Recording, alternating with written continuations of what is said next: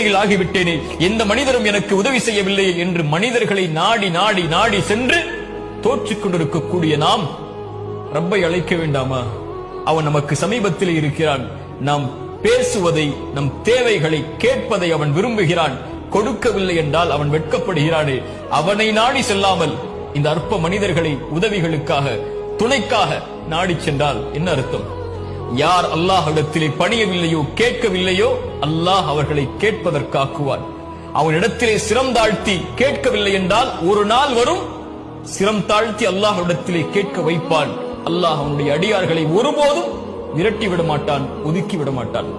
அல்லாஹ் ரப்புல் ஆலமீன் அவனிடத்திலே கேட்கப்படுவதை விரும்புகிறான் என்று அல்லாஹ்வுடைய தூதர் ஸல்லல்லாஹு அலைஹி வஸல்லம் அதனால் தான் சொன்னார்கள், அம்மை யுஜீபுல் முத்தர்ர இதா தஆஹு வயக்ஷிஃபுஸ் ஸூ. கஷ்டத்தில் சிக்கி தவிப்பவன் அழைக்கும் போது, சிரமத்தை நீக்குவதற்காக அழைக்கும் போது